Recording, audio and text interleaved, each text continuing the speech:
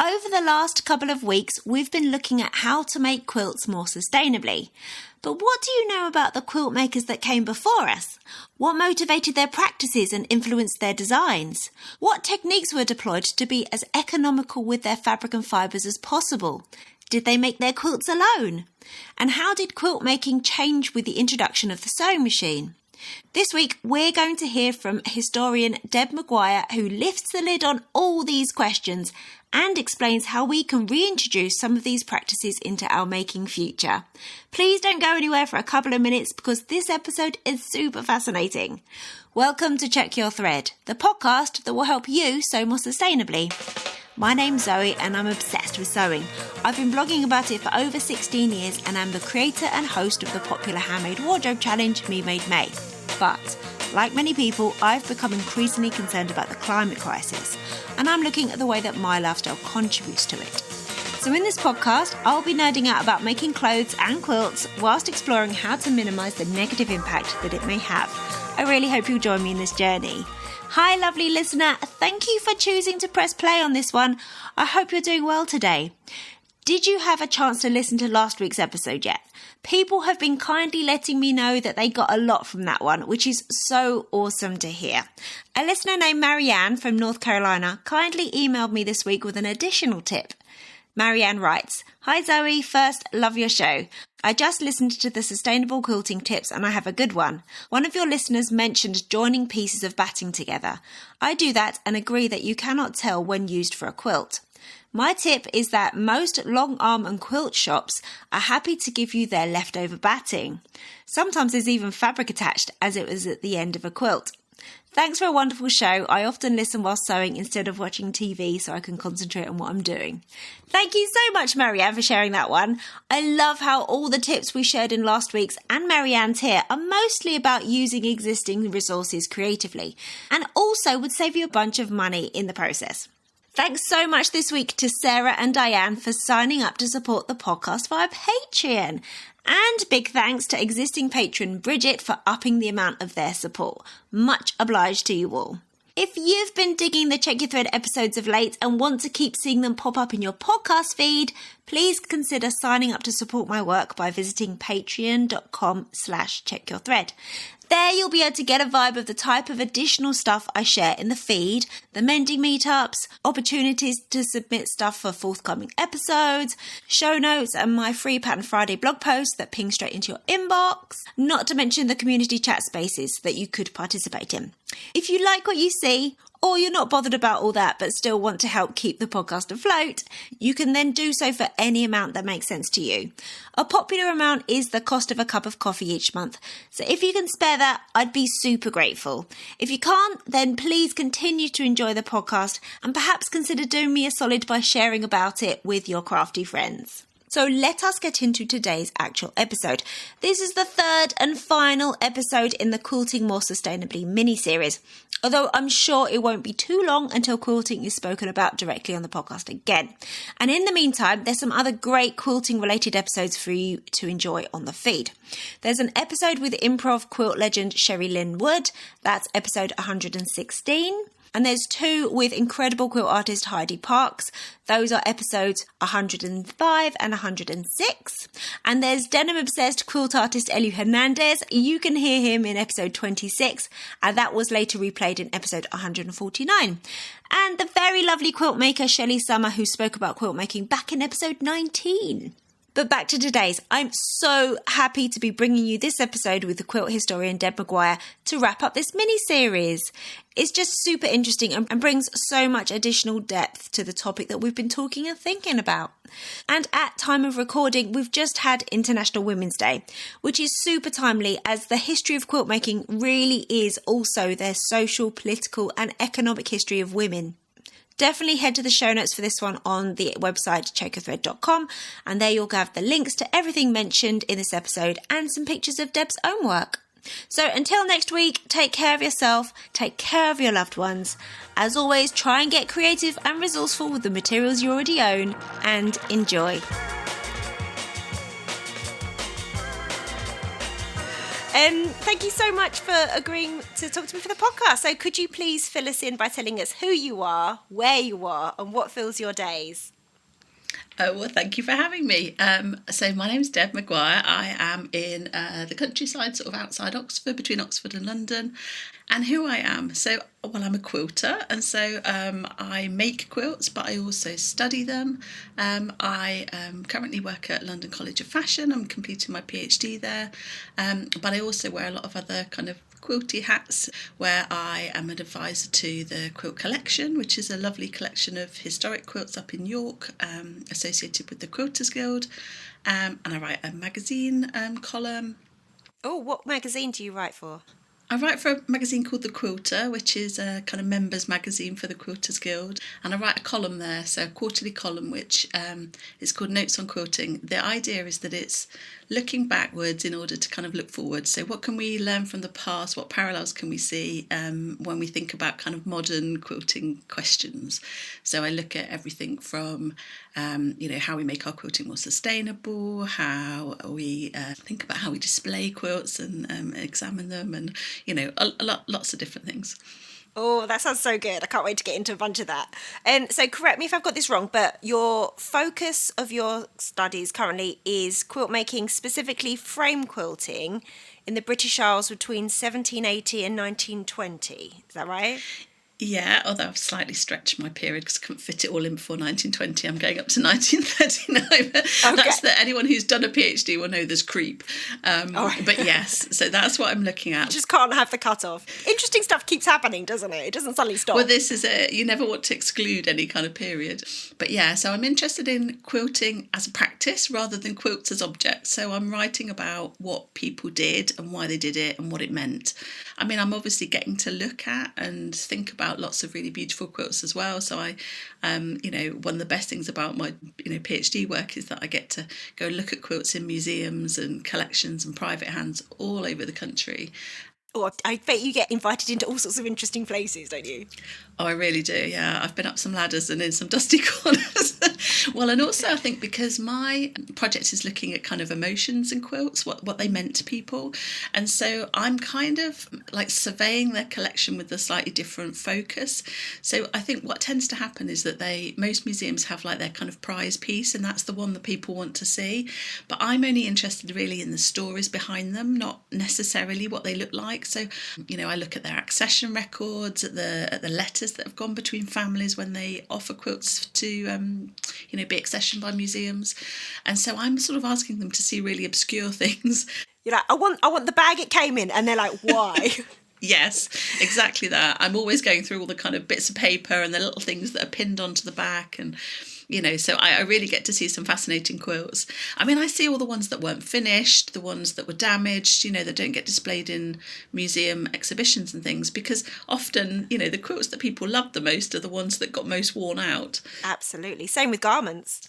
Completely that, yeah. Well, and because obviously, my work intersects with all of your kind of garment interests so much, because so many of the quilts that people love the most, they love them the most because they contained aspects of their garments, so it's where those kind of meaningful clothes go to rest, really. Yeah, well, I can't wait to get into that for sure as well. So one of the main, once again, correct me if I'm wrong, but from what I was reading on your website, one of your main motivators is to dispel the inaccurate stereotype of Victorian quilt makers and beyond.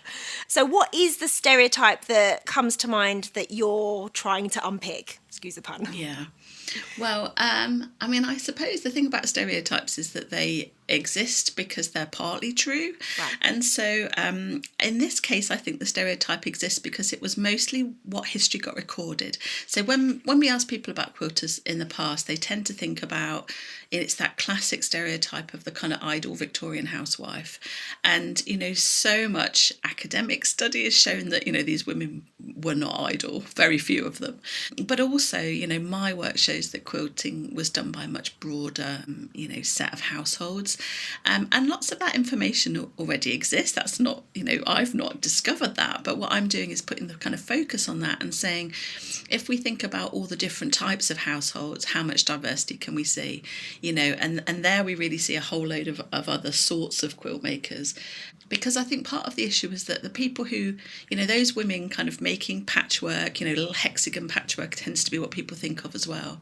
Those women get recorded in paintings, and they're written about in poetry and novels. They're in a Jane Austen novel or something.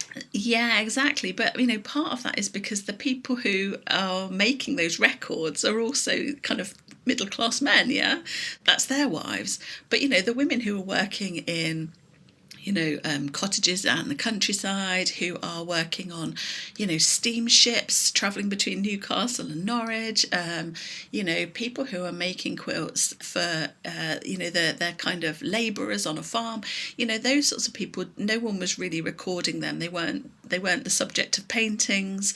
Their families weren't published novelists or whatever.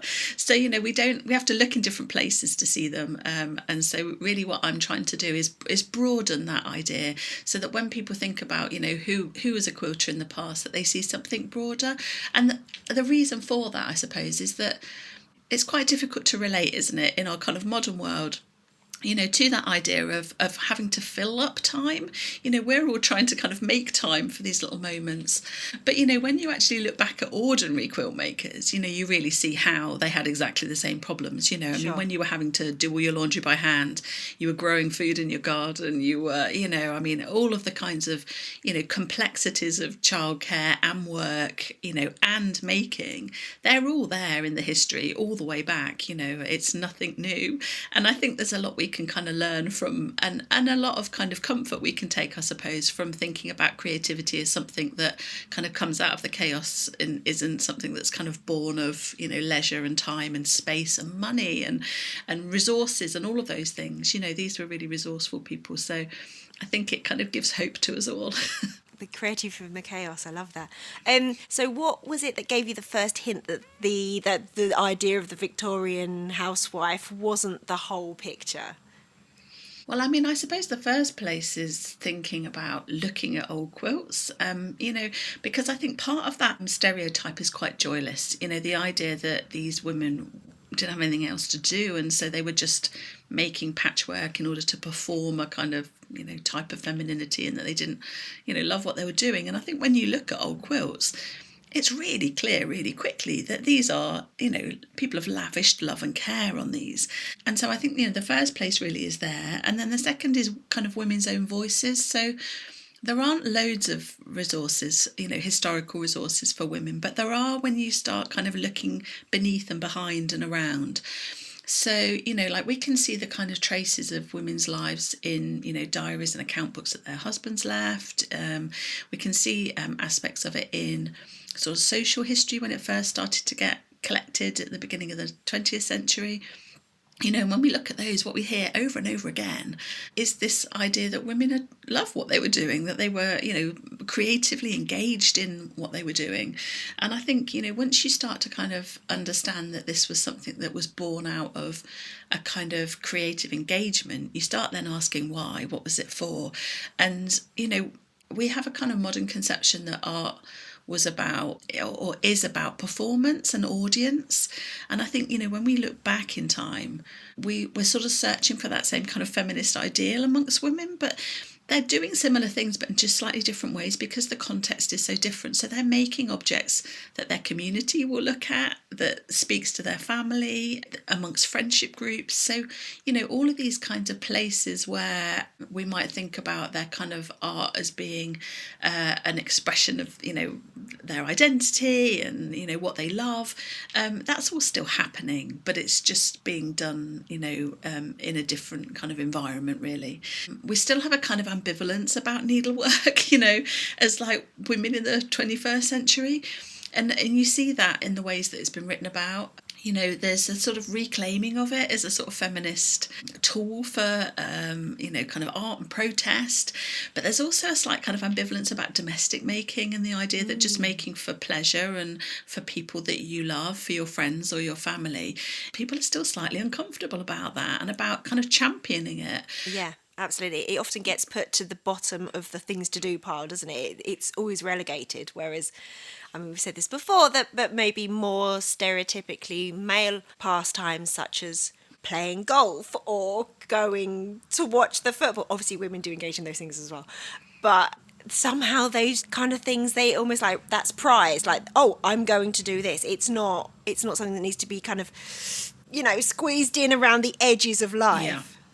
Oh, completely. I mean, and there's loads of really interesting kind of like sociological study around space and like how space in the home is constrained, and, how much space women have for their hobbies and their, their creative work. All of these things are political. I mean, it's the old joke, isn't it? When people go, oh, why are you making quilting political? It's like, well, it is political. Everything is political. Sewing is political. Exactly. Everything is political. Yes. Exactly. Well, and it always was, I mean, again, that's another great thing that you see when you look back in the records, is that, quilting and quilt making, all kinds of needlework are political all the way through. And, that's one of the things that I often deal with in the column, this idea that making has meaning, that's not a modern idea at all.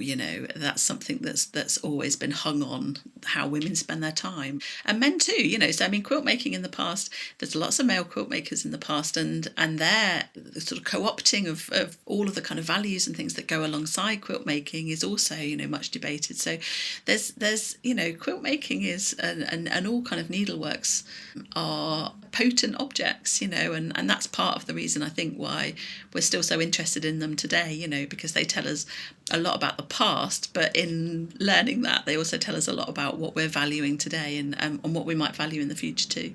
Fascinating. Were there any domestic quilt makers around this time who were making quilts for money, like to help support their family?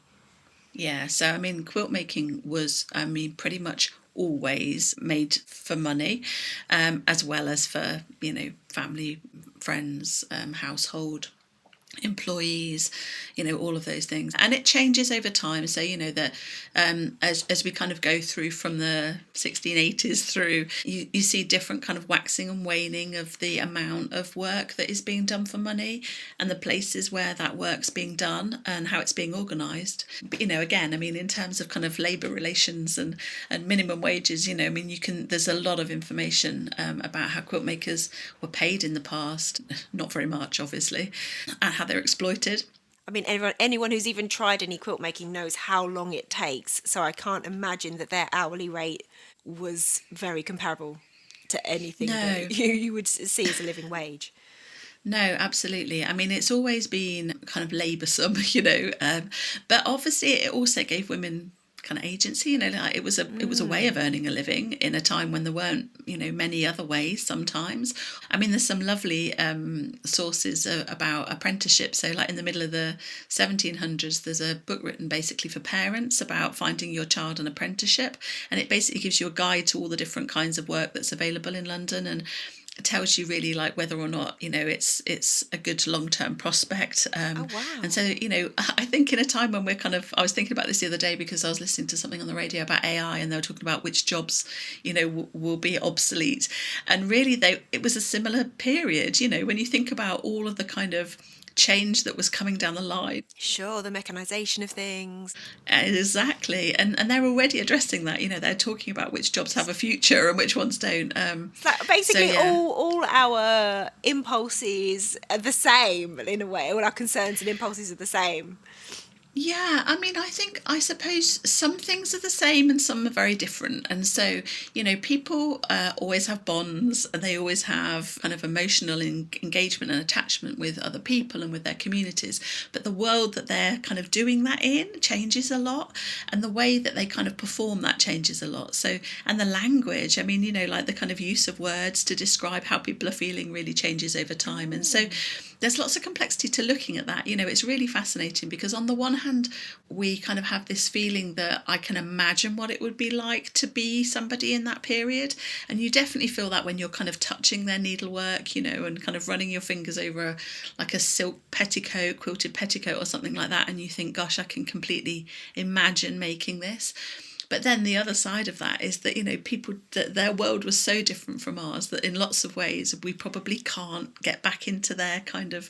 So, it's that's the great kind of delicious, pain and pleasure of being a historian, because on the one hand you get closer to the past, but you can never really feel like what it was really like. Sure. And that's the bit that you're always kind of searching for, I think. Yeah. So in terms of like the geography of it, so were you finding that quilt making was a common occurrence across the UK in the 19th century, or was it more condensed in certain regions, or was it more specifically for rural communities where maybe there was a bit more space? Yeah, I mean, this changes over time as well. But I mean, certainly, I think if we're kind of reaching back into kind of Georgian England and probably before, then it was pretty widespread. Right. So, and a lot of that was to do with fashion, because quilting was an integral part of what people wore. So quilted petticoats, quilted jackets, banyans, kind of big sort of dressing gowns as we think about them now, quilted caps, so people were often shaving their heads to wear wigs, and they were living in unheated homes, so it was cold, and so people would sleep with little kind of quilted caps on. It was definitely seen as kind of crucial wear for babies. Yeah, because you can't imagine how cold it might have been in some of these drafty cottages or something. Yes, exactly. Well, and everybody wore them. So that the kind of fashion, we're kind of reaching back into the period where people were wearing a gown over kind of undergarments. So less a dress as we'd think of it today as being a sort of garment that you wear, and more like that your dress is a coat that effectively goes over other wear. And that's to do with fabric, because silk and wool and linen were the most common textiles in that period. So linen next to your skin because it could be washed, but silk and wool couldn't, and so that would form the kind of gowns that were worn behind, over the top of the linen. And so those gowns went on as a coat effectively, and they'd often do up along the kind of front, across the bust, over the stays, but then the front would be open, so they're kind of cut away at the front with the petticoat being on show. So it's decorative as well as functional in that way. Yeah, exactly that. So you'd have linen next to your skin, but then you'd have these beautiful kind of overlaid petticoats, and they get more and more elaborate. They're embroidered and obviously they're quilted. So you see lots of really beautiful, sumptuous coloured silk petticoats. They're one of the kind of underappreciated aspects of quilting. I think they're always covered in beautiful sort of trailing floral patterns. They tend to be quite idiosyncratic, although some of them were made in like warehouses in London, and so you can see the same patterns coming up again. Right. They were essentially the first kind of fast fashion, because everything else women wore at that period was cut to them, was a dressmaker would come and measure you and pin it to you and then make it bespoke effectively as we'd think about it now. But a petticoat wasn't. It was quilted flat, and then you bought it flat or even by the metre, and then you pleated it onto a ribbon, which was the waistband, and so it would fit any size, any height. You could choose where to put that waistband depending on whether you were tall or not. And the ones that you see in museums are fascinating because you very often see kind of stitch lines changing across the top, and so you can see how they've been altered in order to allow like a pregnancy bump, or for people who have passed them down to a smaller sister. You see the length change, or women who have changed size over their life, as women can do in pregnancy and what have you, that you can see them making those changes. And so it was such a flexible piece of clothing, but it also meant that they were you could basically just kind of sell them from a warehouse rather than having a dressmaker come to you.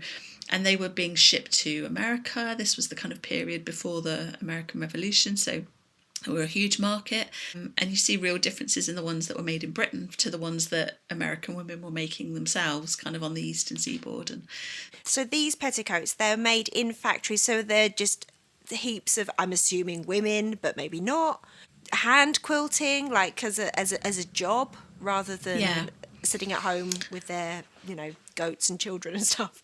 Yeah. So, I mean, in this period, we know it's women and men because these sort of sources that tell us about apprenticeships tell us that.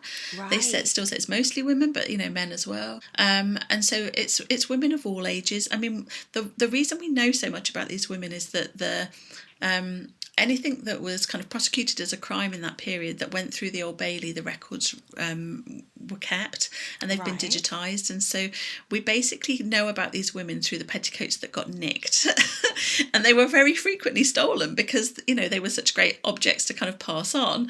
So fascinating. Yeah, fascinating kind of details about where people kept their clothes, what they were wearing, what they had on at the time or didn't. It reveals, all of the things that, happen in bedrooms and chambers. And it's a really rich resource as a historian. But, what it tells us is that petticoats were traded. They were bought new by people who had the money, but then, they were re-dyed. They then go on to the, when they got stained or ripped or whatever, and they then go on to the kind of second-hand market. And, that was how clothing worked at that period.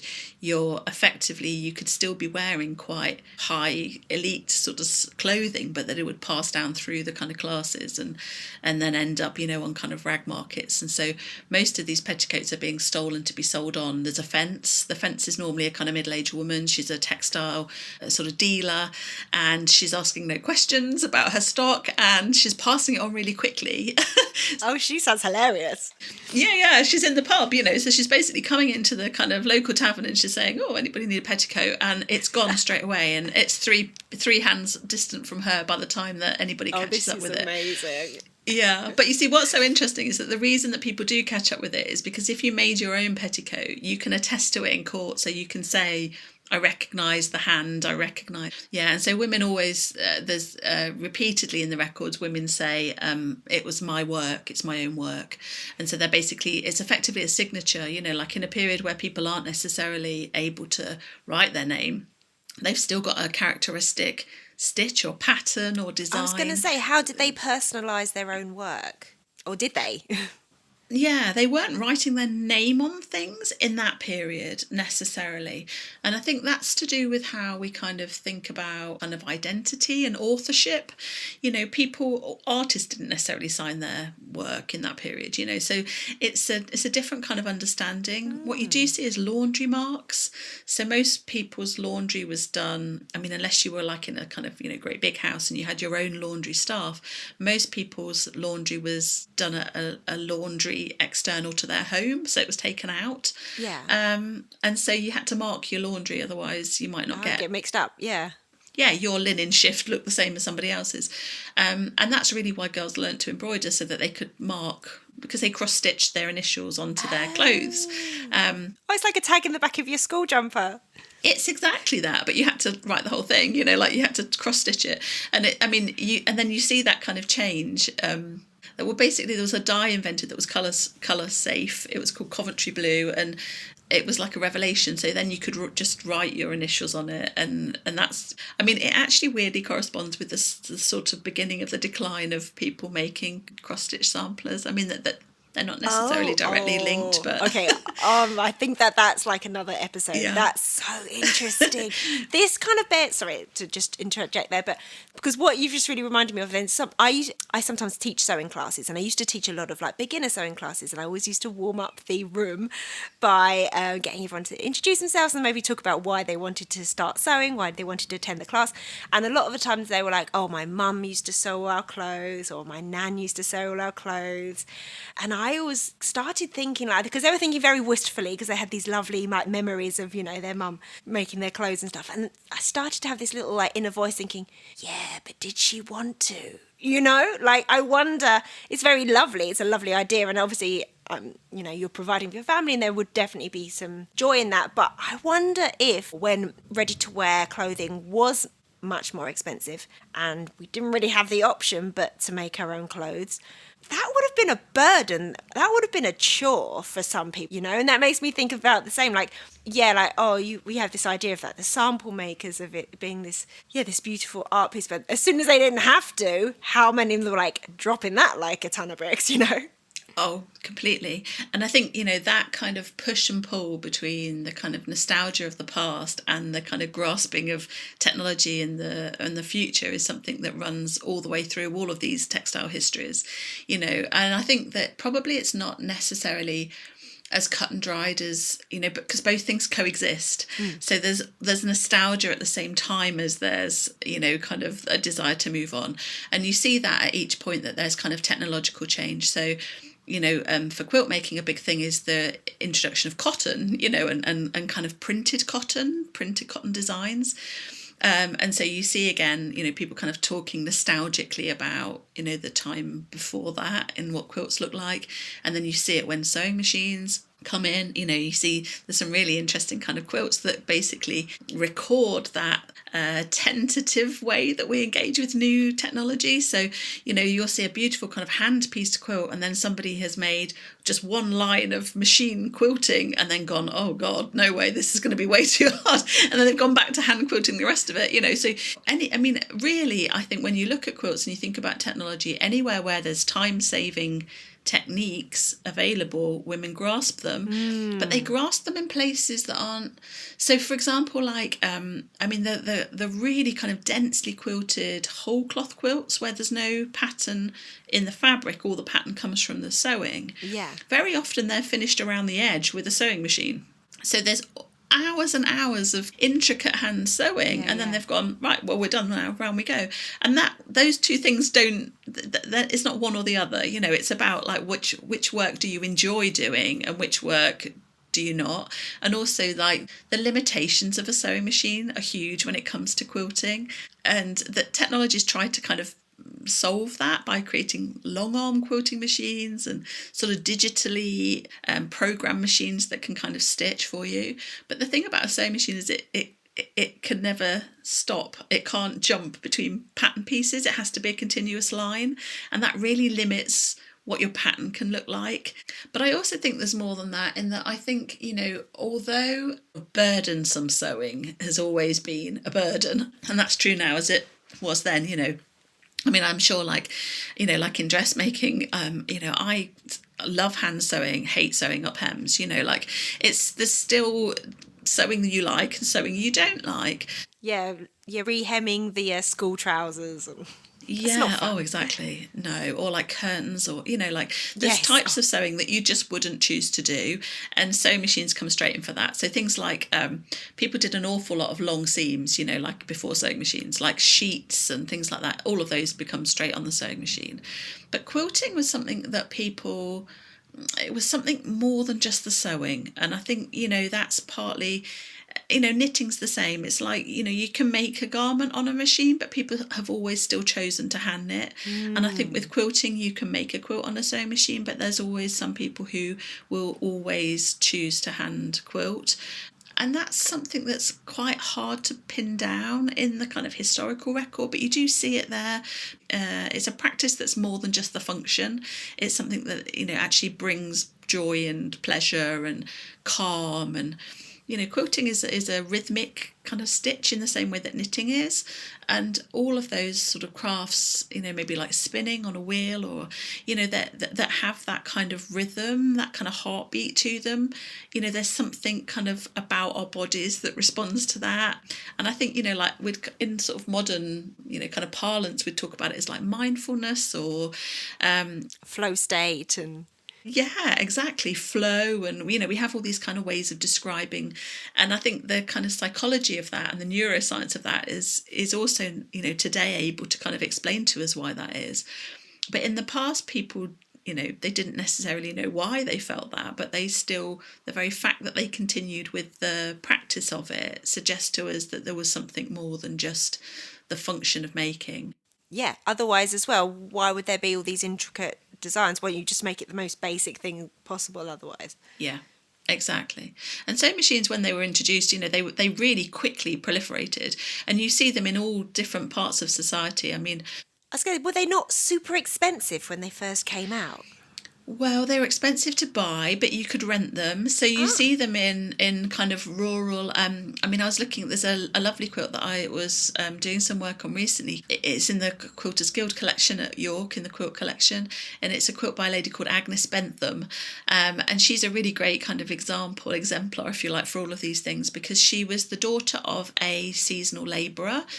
She lived over in Kirkby Lonsdale on the kind of western side of the Pennines. And her father, was a seasonal worker. He was often out of work. She lost her mother at quite a young age. She was responsible for her siblings. They sort of took in lodgers. It was when they were building the Settle to Carlisle railway, and so they had all these kind of railway workers living with them. Her life was really hard, but she made this beautiful, beautiful quilt, really kind of reminiscent of how quilts looked sort of 60 years before that, so she's making really beautiful items. But she went on to become a dressmaker, and she had a sewing machine. We know that because she tried to sew some of her quilt with the machine. And when we were kind of tracing where would she have had a sewing machine from, there's all these advertisements in newspapers in Lancaster, telling you how you can rent this machine and how many shillings a week and what have you. And for somebody like a dressmaker, that was still a good investment. That was money well spent if you made twice as many skirts, or it was twice as quick to hem something. And yeah, you could do all your prep, couldn't you? Cut everything out, rent the machine for a week, get it all stitched, then do the hand finishing. Exactly. Well, and also these machines were, they wanted, the whole kind of industrial story of Isaac Singer and the sewing machines is another one that you'll have to get somebody to come and talk to you about. But they basically priced them to get them into people's houses, because they knew that when people had them, they then wouldn't want to give them up. And and so, and obviously when people saw them in other people's houses, women were desperate for labour-saving devices.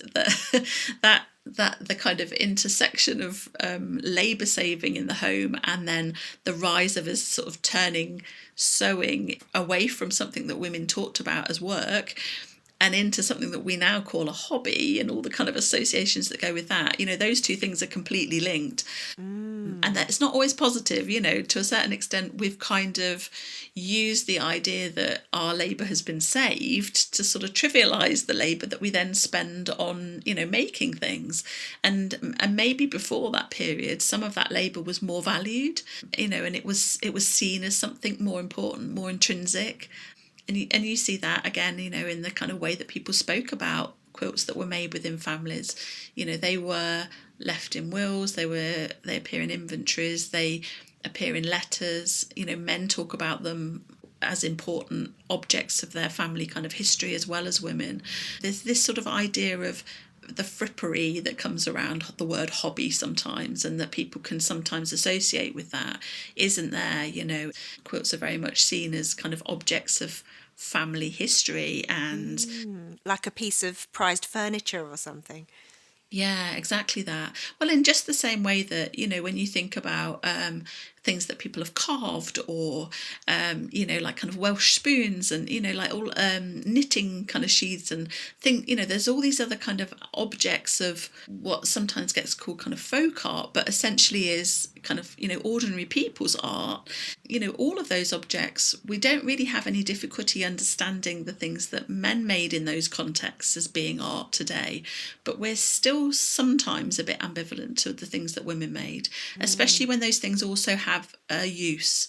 So this idea of kind of use and ornament is something we still really struggle with.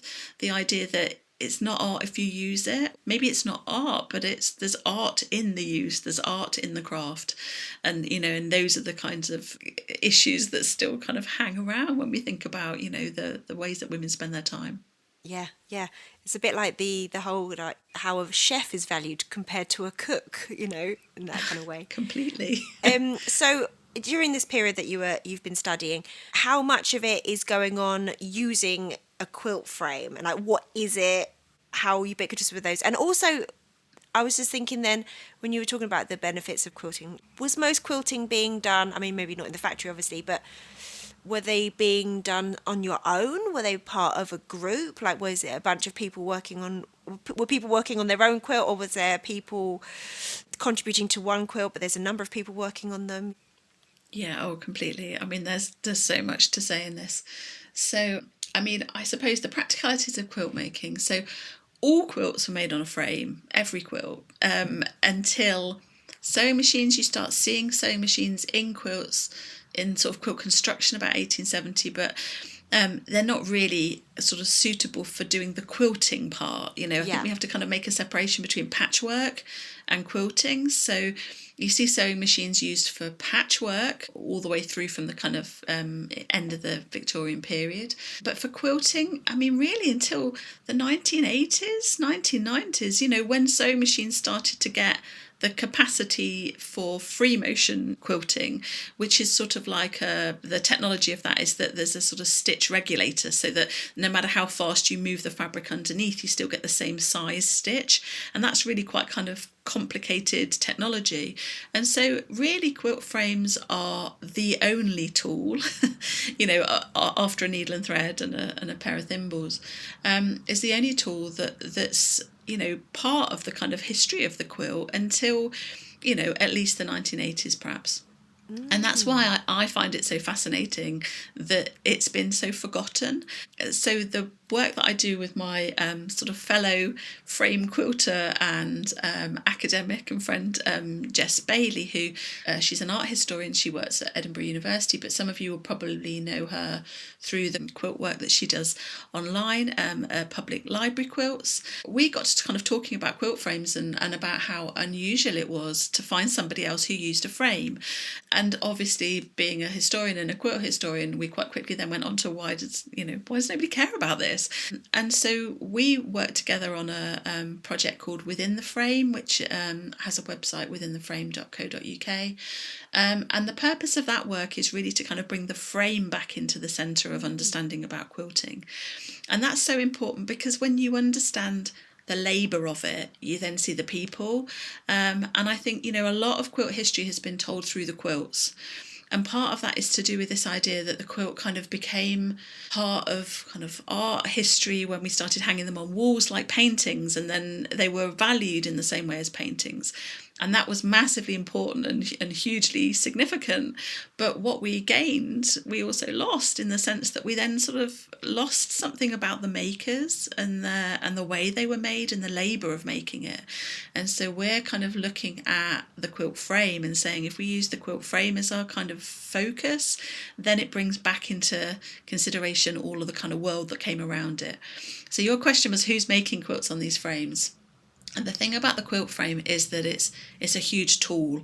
So I don't know if for some of your listeners who maybe aren't quilters or don't use a frame, which is most quilters, and certainly I was that quilter. So I mean, I made quilts for 20 years before I actually saw somebody working in a frame, and then it was in an old book. I knew that frames existed, and the kind of parlance around it is, well, they're obsolete and they're inflexible and they're very hard to use, and because you can't move the quilting around, they're massive, it's rigid, it makes it harder.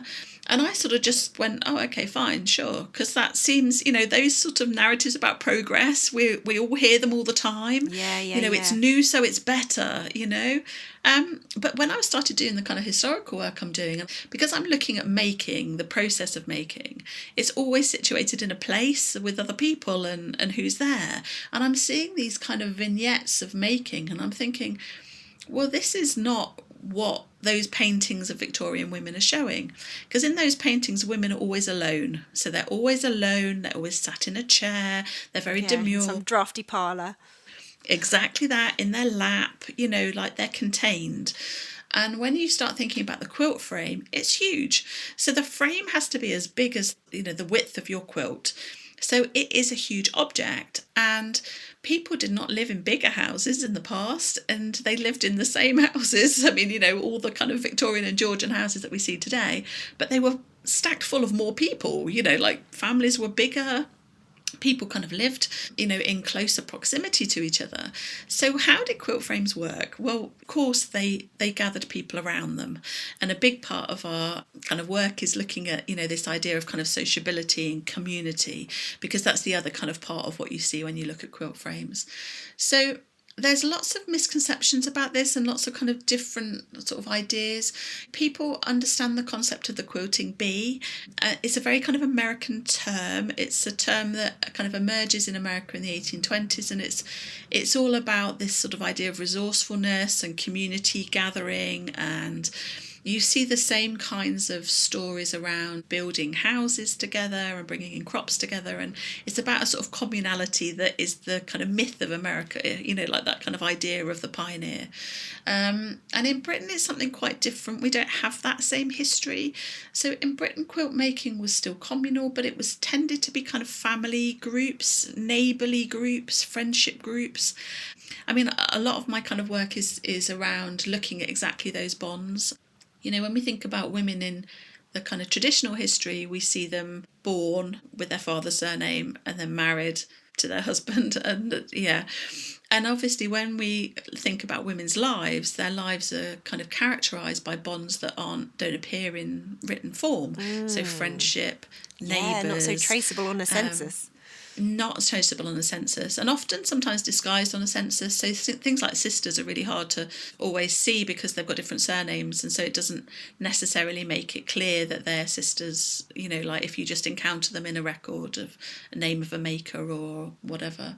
And so there's examples of quilts where there's two quilts in different collections.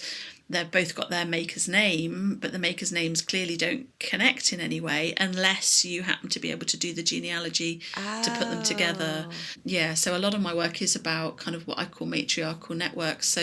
And that's really not just about people you're related to, it's to do with people you live next door to and that you're friends with, or that you go to the same church as, or, and so when we start kind of mapping in those connections, then you're seeing more of the bonds that mattered in women's lives, because I think if we all look back on our own lives and think about the significant relationships we've had, they were, a lot of those people wouldn't appear in the record of our lives still. Yeah. So how are you finding traces and proof of these connections and relationships? Well, yeah, I mean, this is part of the kind of challenge, and this is why being a historian is such a pleasure. So, for example, I did some research recently into a village up in the North Pennines called Allen Heads, which is outside of Hexham, kind of in the Allendale Valley as you kind of go up towards Weardale, and it's a real kind of hotspot of quilting. So there's a particular style of quilts that were made there in the kind of 1890s, 1880s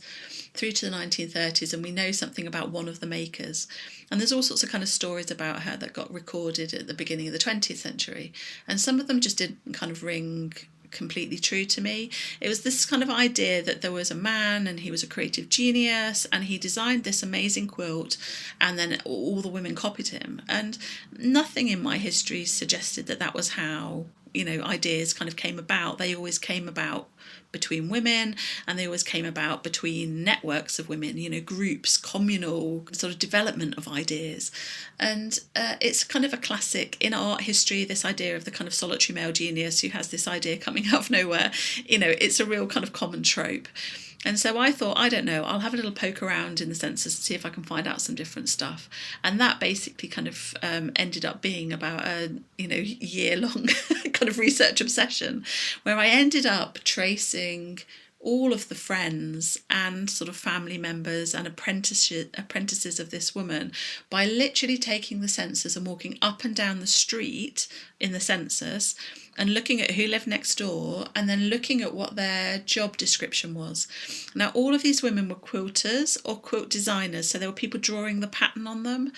But the way that kind of census records are scanned now and understood is that the kind of, I guess, the AI of it or whatever, it can read kind of known job descriptions. But they used all different words to describe what they did. So some of them said, I'm a quilt designer. Some of them said, I'm a pattern marker. And so there were all these different versions, and so they didn't necessarily transcribe. So anybody searching in the record for quilters, they weren't necessarily going to get quilters because they had to know to look for people. They described themselves as drawers. There wasn't really like a name for what they did, and so you couldn't see. But when you go door to door, you see them popping up. And then when you start kind of connecting their mothers or their sisters, you suddenly find out, oh, they're cousins. They used to live next door. 2 generations back, their mother lived next door to this person's mother. It's, wow. because that's how life works, isn't it? That's how... Yeah, especially in a smallish geographical area. Yeah, in a smallish geographical area where women struggled for kind of work options. This was an area that was lead mining and farming, really. And there wasn't lots of kind of stately homes or places where people could go and work as servants. There wasn't industry, like factories and things necessarily within striking distance. And so, and what was so fascinating and I think really important about that research for my kind of understanding of this was that, the women who ended up working as apprentices for this woman, her name's Elizabeth Sanderson, the women that she chose as apprentices all came from families where some calamity had befallen a woman. So they came from households where the mother had been widowed. They were women who themselves were, so 2 of the women were deaf. She was basically kind of gifting this skill of self-sufficiency to women who otherwise didn't have, the kind of security of a male wage as it was understood then. They were women who were had violent husbands and had separated from their violent husbands. I mean, really all of humanity was there. And I think when I was doing that research, I was really thinking, we tend to think about quilts as being these very kind of normative, idealised, very kind of nostalgic things. But when we actually kind of look underneath that, they're so powerful because they are about women's bonds. They're about how women make community with each other and in the places that they live, and all of the kind of care politics of that, who gets helped and how they get helped, where the state hasn't helped people, what steps in. And again, when we're thinking about this idea of the past telling us stuff about today, in a world where there's so much debate around society and care burdens and who does what labour within the home, all of that is visible there in the past, and there's stuff we can take from that when we think about how we look at how women spend their time today as well, I think. So in those instances, there was a number of people working on quilts, learning the trade, and were those quilts then being sold? Yeah, so those women specifically were quite interesting because they had evolved the process a bit by, again, looking back. So when in the 18th century, you could send your quilts out to be marked. So there were people whose job it was just to make patterns, and they do that for embroidery and lots of other kind of things. And you see them, they're described as stampers, so they're pattern stampers. And they're making designs that you then quilt over the top of. And then that kind of disappears for a period, or certainly there's less evidence of it in the record. And then these women bring it back in about 1880. And the reason for that is exactly your point at the beginning about it takes a lot less time to mark a quilt than it does to quilt a quilt. And so if you own the part of the labour process that is quicker but is more valued, i.e. it's more lucrative, then you're going to make more money from that. So these women made some quilts, but they're mostly marked quilts, and there people sent their fabric into them, they drew the pattern for them, and then sent it home, and then they quilted it. But I mean, before that, you see that same skill being available, but most people didn't necessarily avail themselves of that. Lots of people drew their own patterns, and there, your patterns came from templates. They were passed on from your mother. That's what I wanted to ask you about, these actual patterns. Like, did they have their own signature pattern that they developed themselves? Was there like a familial link or a regional link in the designs? Could you say, oh, that quilt's from so-and-so, that's from Scotland because of this, or do you know what I mean? Yeah, so you can a bit. So sometimes there are very particular kinds of places, particularly places where lots of quilts were made in a short period of time, where you can see a distinctive style. So like in Hawick in the Scottish borders, there was a kind of period where this amazing woman called Janet Power was kind of generating whole groups of women working together making quilts to raise money for sort of like church maintenance. And so you see lots of quilts all made with the same design, with a kind of Scottish thistle and a sort of design that was taken from their coat of arms of the town. And so you see that. What you also see, and it's harder to see some of the other kind of connections because of the way that museums collect quilts. So most museums collect individual quilts, Sure. and they don't necessarily collect women's work as a body of work. And so in the same way that like paintings, you understand much more about an artist when you see all of their paintings together. Yeah. And Picasso's Blue Period or whatever. exactly that. But if you just looked at one of their paintings, you wouldn't necessarily be able to make a judgment about the kind of expression of their work. Now, almost no museums have whole collections of women's work. So there's a couple of collections within the quilt collection of the Quilters Guild, but outside of that, not. But there is a resource that shows us what that looks like. So in the 1990s, there was a big kind of process done by the Quilters Guild where they went village hall to village hall around the country, and they advertised on local radio for people who had old quilts to bring them in.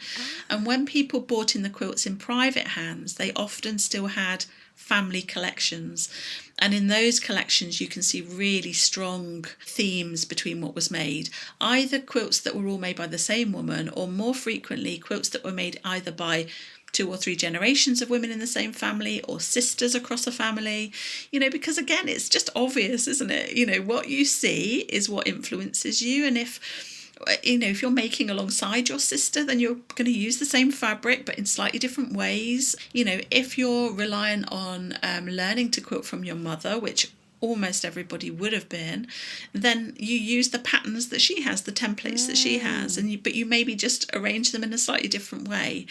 And I think, this is this idea of kind of change versus continuity. Part of the reason why I was so suspicious of this story about this kind of male genius is that most of this is about kind of organic generational change. It's about the way that we're slightly different from our mothers and aunties, and and no matter how different every generation likes to think they are, when you look back, you can still see those kind of themes running through families, and you see all that same ambivalence about that kind of generational thing. I mean, I wrote a piece recently for a book all about family inheritance, about quilts in Swaledale, and I used an example there from a newspaper article where somebody had written in 1820 about their grandmother's quilt, and she says there, although it smacks of times gone by, we still put it on our bed. She was probably a Jane Austen. She was of the same kind of era as Jane Austen. And those women, their grandmothers were Georgians, like that would have seemed like such a huge change it would have seemed so old fashioned to them. And they're kind of expressing that. I often think about when you go to a town or as a street and there's like a real architectural style from a previous time, and you're thinking, and to you it looks really kind of quaint or, whatever. I always kind of think at one point people would have just been like, whoa, this is so cutting edge, Completely that. Well, and this is it. I mean, when people look back at old quilts, there's that whole kind of feeling that sometimes people think this because it's true, in that lots of old quilts look quite brown, yeah.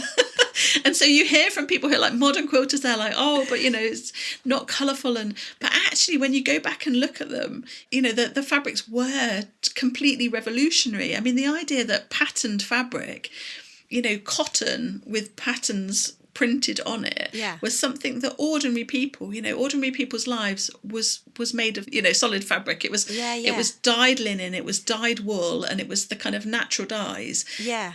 So of course it's a bit brown. A lot of them are.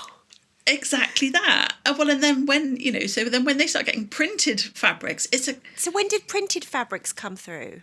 So primarily they were being imported through the kind of from 1680 onwards. You start to sort of see them, and sometimes before that, but they're really expensive. They're being imported from India. They're part of that kind of East India Company kind of. Exactly that expansion. And in India they have this completely kind of evolved ability to make beautiful patterns, something that we don't know how to do in this country. And so all of those fabrics are imported. They're all really expensive, and they're called chintzes, and there's this huge kind of fashionable explosion, and women are wearing them and they're using them in their households. That must have blown your socks off the first time you saw printed fabric. Oh, completely. I mean, completely. Well, and you see that in the kind kind of newspapers and periodicals. There's a huge discussion around it, but there's also a massive moral panic, because obviously it's not sober enough, and also there's a huge economic problem with this, because if people are importing fabrics, they're not supporting fabric that's manufacturers in Britain. Oh wow, there's a lot of parallels there, isn't there?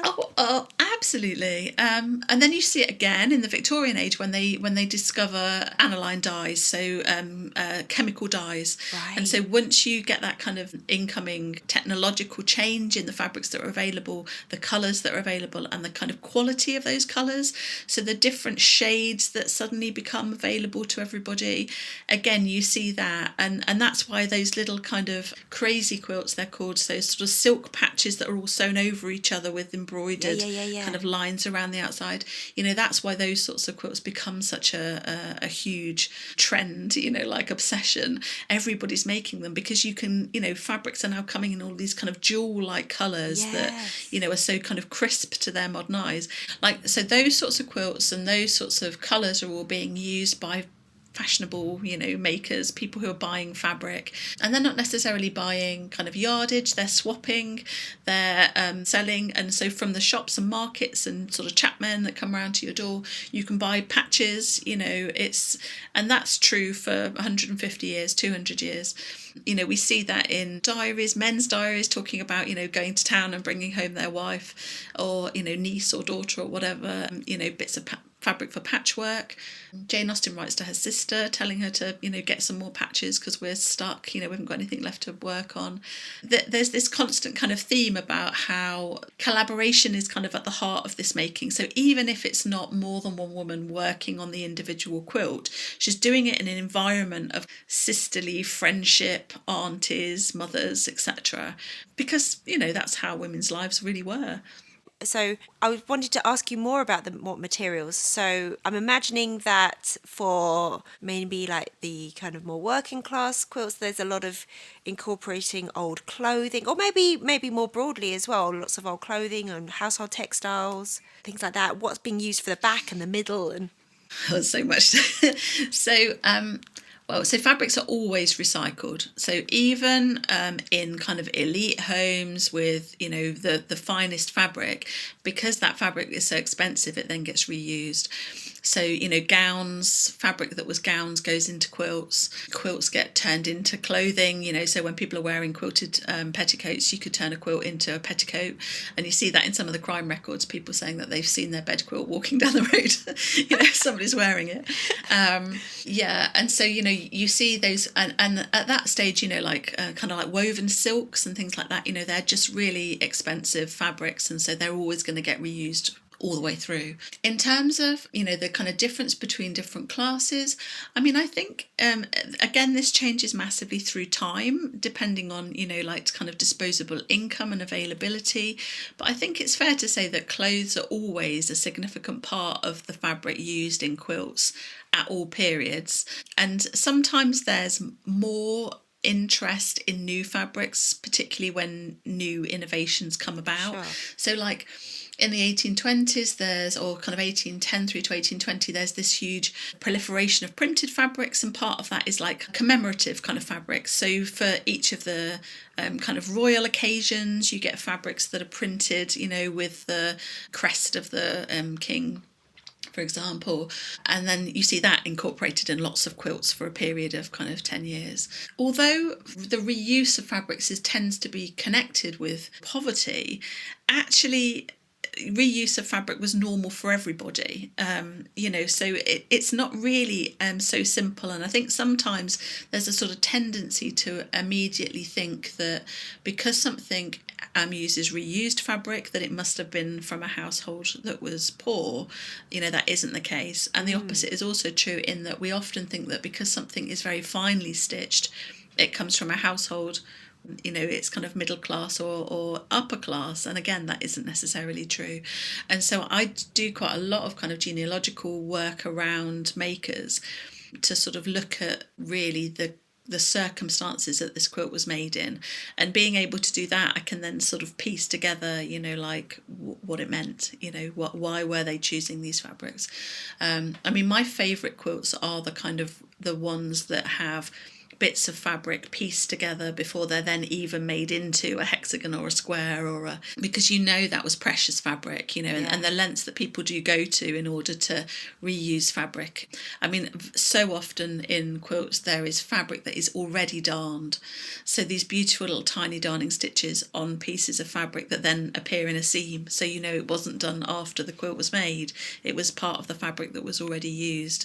I'm making a quilt at the moment which is about sort of thinking about those things, and so I'm darning onto old hexagons from an old quilt that somebody else has used, and sort of doing like visible darning today as a decorative stitch, and saying, well, you know, once we start kind of thinking about the way that all fabric was valuable in the past, if we then apply that to today and we look at where there were holes or tears or whatever in old fabric, people embroidered something over the top of it on a quilt, or they darned it beautifully. Well, if we started doing the same thing, then as quilt makers we'd have this, you know, much broader kind of sense of what could be used.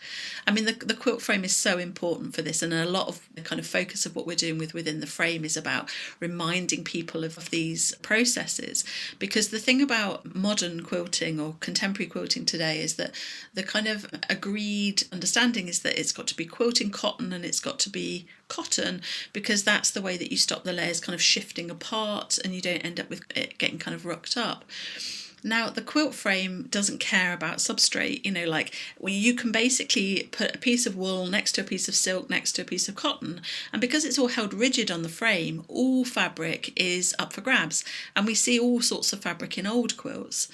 And so in a weird way, going back to something which is older actually gives us more freedom today to think about all fabric as a potential quilting medium, you know. And if a quilt is an object which is supposed to feel good as much as look good, then having different sorts of texture, having the texture of kind of hand quilted stitches, or, you know, kind of big stitch running stitches or embroidery stitches, or tying where little kind of tufts of thread come up, you know, all of these things are inherently textural and kind of haptic, and you know, like if we start to think about quilts as objects which are about how they feel as much as how they look, then we start looking at materials really differently, and we're much less prescriptive about what can and can't be used in a quilt.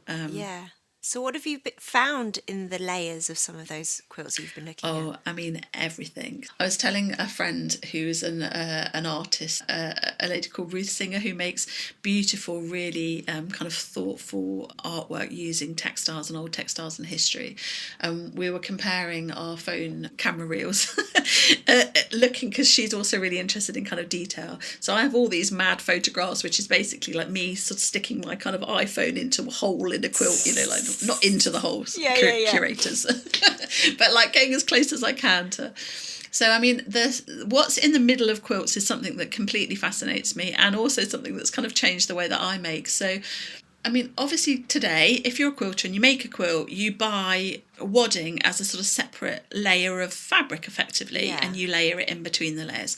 And you can have cotton and wool, and then there's sort of like recycled plastics and all kinds of other types. And people in the last kind of 20 years have moved away from more polyester type bouncy kind of wadding back to things like cotton and sometimes wool. But in the past, wadding was just something that you put in the layers. So you didn't buy wadding as a kind of layer until probably the kind of 1880s and not widely until the 20th century. Before that, you either combed sheep's wool or you bought cotton in kind of bales and you sort of fluffed it and placed it inside the quilt. And again, the quilt frame is the kind of technology that differentiates what we do today, because people today are trying to hold all three layers of the quilt together whilst passing it through a sewing machine or quilting it in a little hoop by hand. They really need that individual layer of wadding because they baste it all together before they start quilting. But when you use a frame, you only add wadding as each part of the quilt comes onto the top of the frame. Yes. And so it's something that's kind of iterative, and you're adding it as you go. And if you're adding it as you go, it means that you can get inside the layers at any point.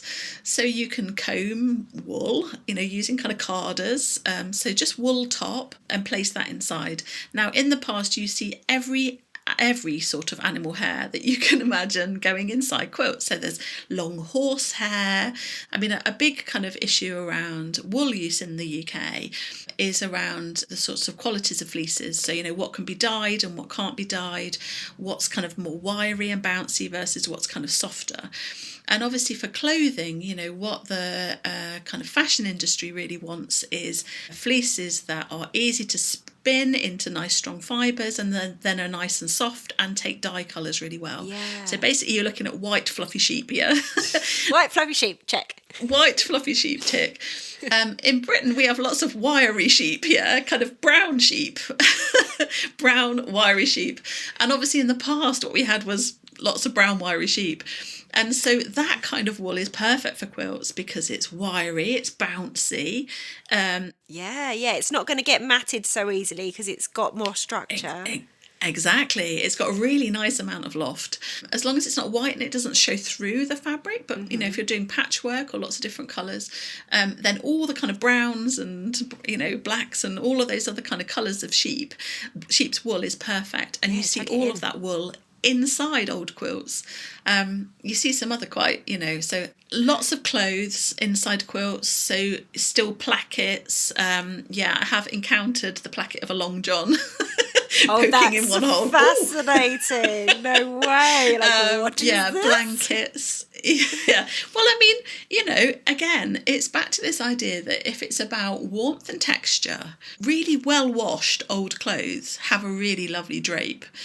And if you want a quilt to be quite drapey, then old cloth is really useful. Yeah. There's instructions in the old record about how you can sort of shred cloth, So again, all of the processes around preparing wadding are something that is completely alien to us as quilters today. We just buy something that's been prepared in a factory and then frankly shipped across the world in these huge bulky rolls.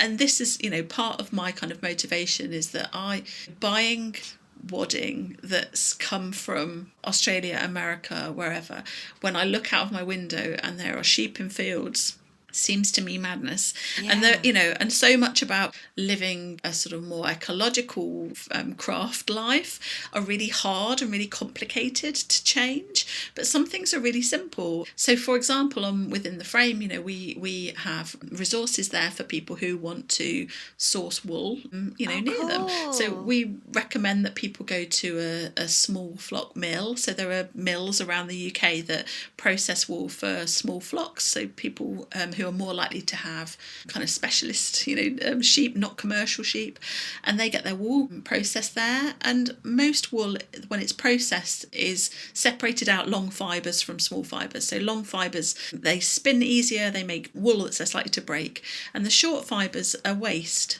Now those short fibres are really lovely and fluffy, and they come in all different shapes and sizes and colours, and they're perfect quilt wadding.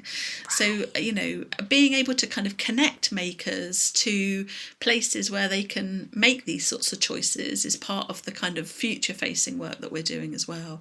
Because I'm working at London College of Fashion, we're acutely conscious of the need for fashion to change, and some of that is big and structural, and it's about changing the way that mass market fashion is made, but some of it's small and local and simple and individual, and the footprint of what we make is something that we can all control more. And this is a way of doing it. And as part of that work, we've commissioned a heritage carpenter to start making quilt frames again. Cool. So one of the problems, it's been such a lovely project. One of the problems with quilt frames was that they were hard to get hold of. And if you wanted to buy a quilt frame in Britain in the last 20, 30 years, you had to import it from America or from the continent, and it's wood and it's heavy and they tended, because they were kind of complicated to move, they tended to therefore be higher cost items, so they had all the bells and whistles and the nice carved bits and the what have you. When we looked at old quilt frames, they were really, really simple. Yeah, I was looking at some of the pictures on your website, and it's like you can totally see that when they were done with that became firewood and no one was crying about it because it's just pieces of wood. It's exactly that. So it's local wood, it's a strip of leather, it's some brass tacks, and it's a strip of woven linen tape. I mean, it's not complicated.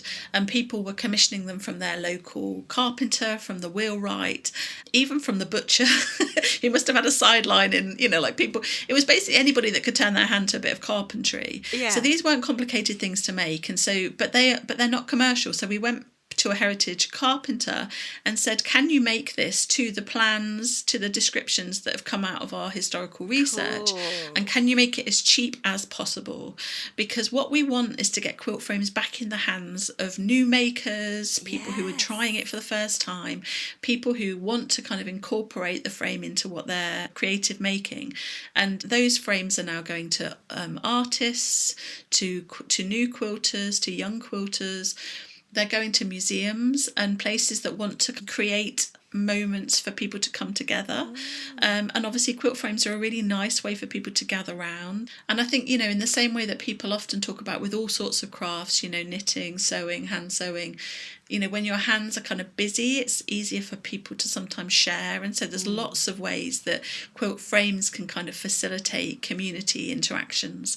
And again, all of this information's on the website, and we take the kind of story of this process to museums and community groups and local sewing groups.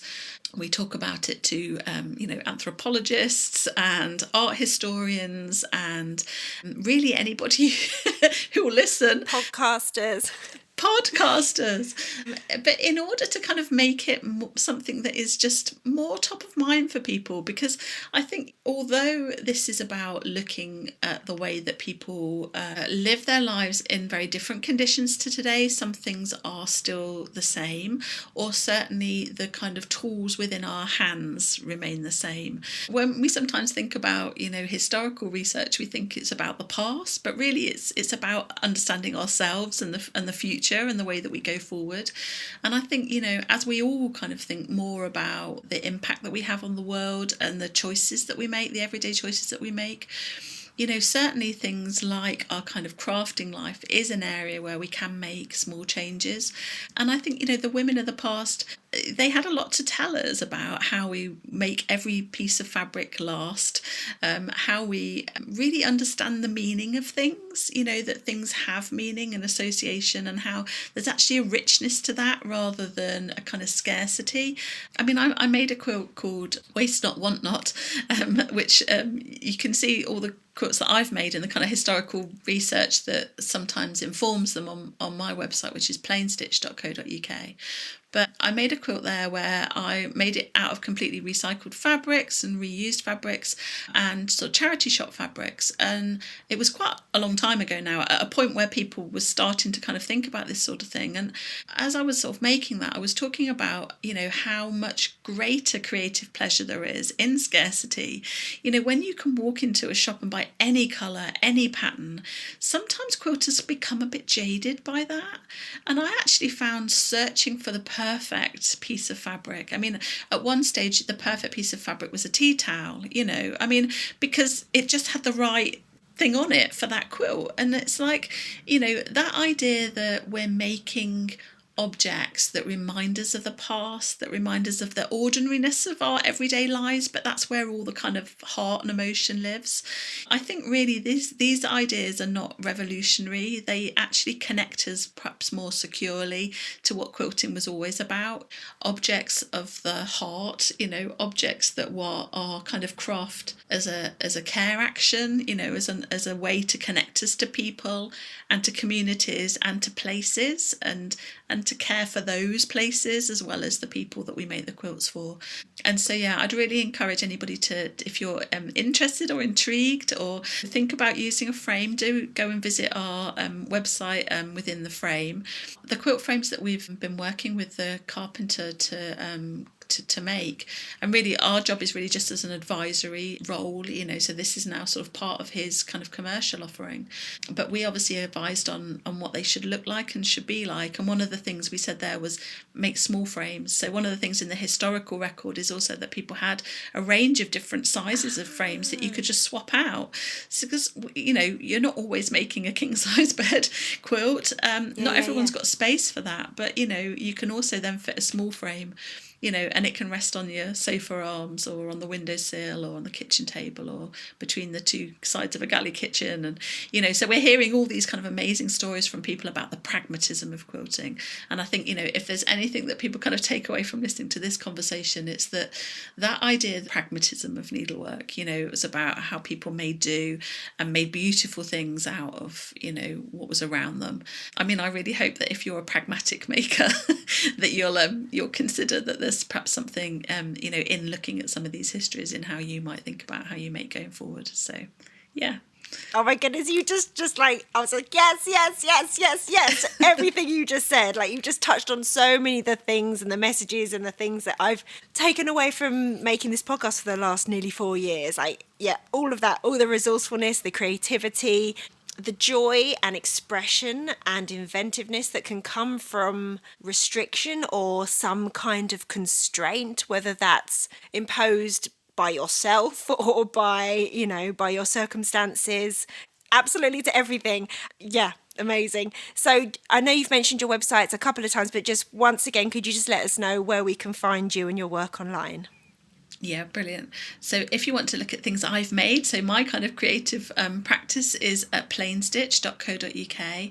And if you're interested in the quilt frame and the work that we're doing, sort of promoting the quilt frame and histories associated with the quilt frame, you can go to withintheframe.co.uk, and all of that information's there. And there's lots and lots of links from there that will take you to all of the kind of amazing work that's being done around quilt history in the UK, you know, and around the world. And I would just say, I think for this podcast particularly, you know, again, in the historical record, so many of the people who we are kind of conceiving as being quilters, they never would have seen themselves as quilters. You know, they were needle workers, they were making clothes. I'm sure they're making their own clothes as well, yeah. Oh, they absolutely were. And so I think, you know, the idea of all those kinds of shapes that you get alongside a pattern cutting out, you know, like that kind of edge of fabric that's always left, you know, that is the raw material of so many quilts throughout history, and it should still be the raw material of quilts today. So absolutely, there really are kind of twin disciplines, I think, and they yes. interlink so well. I wish they would do so more. Brilliant. Thank you ever so much. This has been so interesting, and I really do want to encourage people to go and check out those websites, especially the Within the Frame one, because the images that you've managed to source are so good. They're so interesting. So yeah, definitely go and check those out. Thank you so much, Deb. Thank you for having me. Thank you so much. Thanks so much for listening. I really hope you enjoyed this episode and are left feeling inspired. For more info about the podcast, including show notes for this and every episode, head to checkyourthread.com. I'd love to hear from you, so if you have any comments, questions or ideas for future episodes, please get in touch by emailing zoe@checkyourthread.com or find me on Instagram @checkyourthread. Massive thanks to Patrick Potter for production support, to Sylvia Seller for the awesome logo design, and to Simon at Palm Skin Productions for the music. This ad-free podcast would not be possible without listener support, so if you feel you are able, please consider signing up to the Check Your Thread Patreon. For the equivalent of buying me a coffee each month, you'll be making it possible to continue producing regular episodes. Links can be found in the show notes and on the website checkyourthread.com. I hope you'll listen again next week. Until then, take care. Bye!